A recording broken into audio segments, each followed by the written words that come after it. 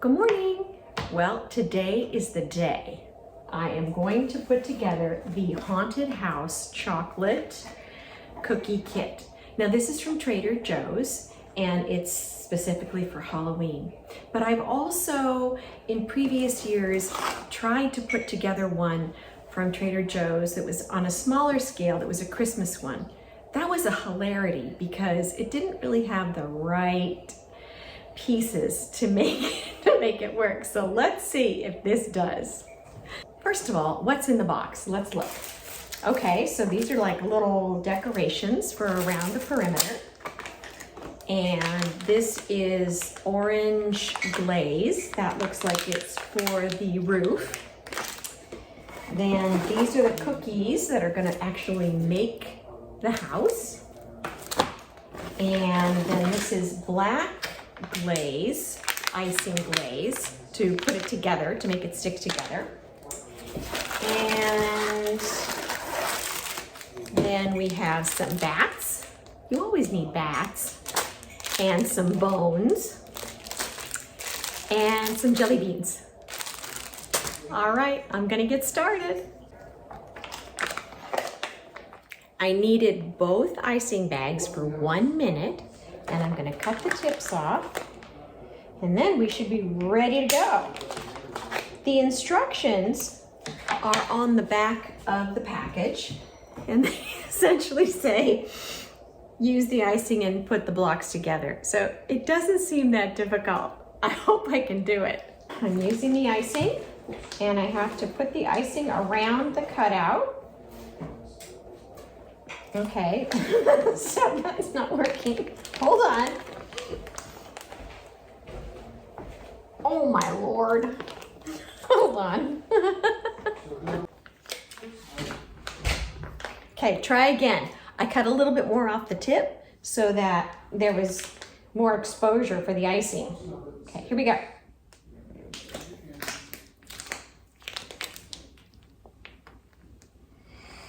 Okay, well, this is really ridiculous. This doesn't feel like...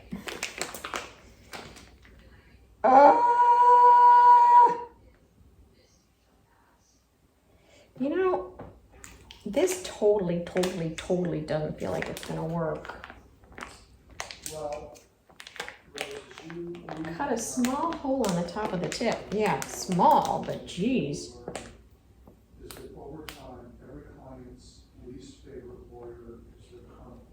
All right. Okay, I'm really struggling. I'm really struggling. The icing. Look at this. Look at this. That's how much comes out when I really stress. So I have a backup plan, which is that I have pre-mixed icing from the cake store because I kind of thought this could happen. So I'm going to give it a little bit more time to see if I can knead this a little bit more. And if it doesn't work, I'm going to transfer over to my plan B. The very thin line of icing that Trader Joe's provides in this packet simply would not hold up these heavy chocolate cookies. So I did use my plan B. You can see I was very generous with the chocolate icing, and it's actually really standing up. Now, I'm gonna have to deal with the little imperfections that it causes when you can see it around the sides of the and on the house, but I'm okay with that because the point is that the house should stand up. So here we go. All right, it actually fits together, which is great, and it worked with the icing. Now you can see I was very generous. I'm using it like a glue, but it's definitely gonna stick. It's not completely symmetrical. I absolutely don't care. I'm gonna fix it up with my new icing skill that I learned after I did Abby's birthday cake. I can't wait to show you. So I've resorted to using my actual icing utensils that I used for the cake instead of the ones that they provided, and they're working great. Let me show you. So you can see that the little house has been iced with the orange and the cute little orange roof. And now I'm just going to show you, I'm going to do a little bit of icing here on the edge.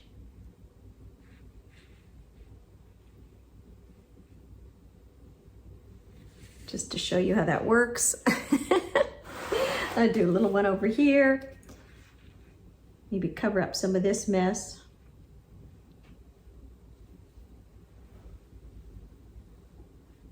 Okay. You know what? Perfection is overrated. All right, here we are, the finished product, the Haunted House Cookie Kit from Trader Joe's. I used my own special touches. I didn't do it exactly like the template, but I think it looks darling. We have the little bones and the little bats and the fun roof with the door and the bone doorknob. And then we'll look on the other side. And we have a little candy welcome mat with some bones in the yard and bones, bones at the peak of the roof and bats in the windows. So, another Halloween tradition completed.